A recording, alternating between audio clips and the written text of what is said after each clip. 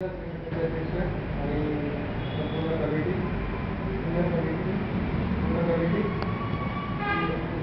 जसं आढादादांनी म्हटलं होतं की आपली संघटना मागच्या वर्षापासून ज्या आम्ही कार्यान्वित केली तर त्या एका वर्षात आपण काय काय केलं ते छोटासा विस्तृत अहवाल होता. त्याच्यामध्ये काही टिप्पणी मी तुम्हाला सांगणार आहे. मागील वर्षात जिल्हा संघटनेने केलेली काही उल्लेखनीय कार्य.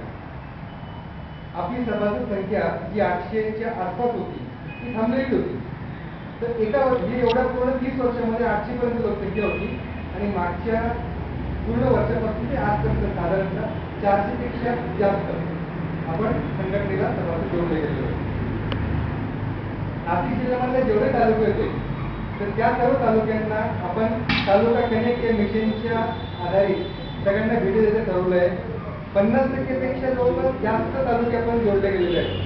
जसं सिन्नर झाली, समिती स्थापन केली, दिंडोरी, इगतपुरी, पेठ, सुरगाणा, प्रत्येक तालुक्याला आपण भेट देणार, तिथे समिती स्थापन करणार आणि ह्या कार्यक्रमाअंतर्गत आपण प्रत्येक जिल्ह्याला भेट देऊन समिती स्थापन केलेली.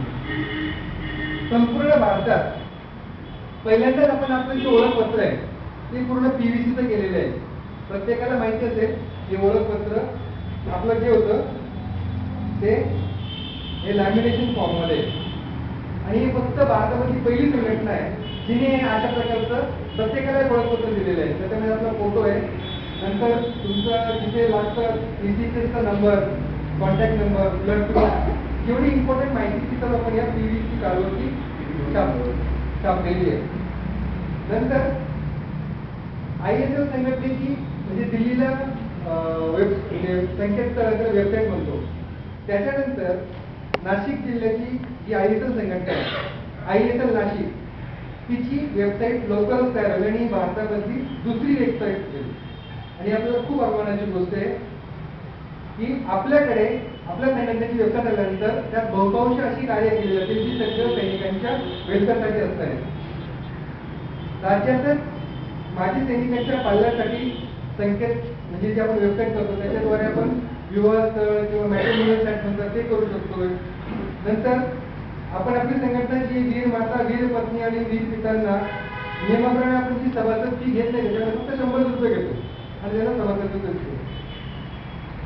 संघटनेच्या इतिहासात नाशिक जिल्ह्यामध्ये 7 आणि त्र्यंबकेश्वर पहिलं कार्यालय उघडलं गेलं. सभासदांच्या सोयीसाठी आपण SMS सर्व्हिस उपलब्ध करून दिलेली आहे. माजी सैनिकांसाठी आपण ECC मार्गदर्शन करताना ECC सेल पण आहे. ईमेल, फेसबुक, ट्विटर हे जे काही इंटरनेटची माध्यम आहेत त्या सर्व माध्यमांवरती आपण आहोत आणि त्या स्थळांना आपल्या पूर्ण कार्यक्रमाची तिथे आपण नोंद ठेवत असतो. भेट द्यायची सुद्धा आपल्या ISL.नाशिक टाकल्यानंतर फेसबुक, ट्विटरला आपल्याला सर्व माहिती मिळू शकते. श्रीराम मॅडम म्हणून आपले जे खजिनदार होते त्यांची राज्य कार्यकारिणीलाही बिनविरोध निवड झालेली आहे. आपल्या संघटनेचे सर्व सदस्य स्वतःचा खर्च करून सर्व ठिकाणी भेट देत असतो. जर साहेबांकडे पॉवर मनी नाहीये पण आपण सर्व आपल्या खर्चाने करत असतो. भांडवलाची कमतरता असल्यामुळे आपल्याला मागच्या वर्षाची जी टोटल संघटनेची जी होती ती राज्याकडनं फक्त फर्स्ट टाइम परत आलेली आहे.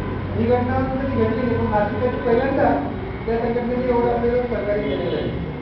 निर्वाचित महापौर, उपमहापौर, नगरसेवक तसेच राज ठाकरे, नवनियुक्त जिल्हाधिकारी, केंद्रीय गौरव सन्माननीय डॉक्टर अनिल धर्माधिकारी आणि माजी सैनिकांचे प्रश्न विधिमंडळामार्फत मांडणारे आमदार श्री जयंत जाधव यांना सगळ्यांना आपण अभिनंदन वगैरे पत्र पाठवलेले आहे.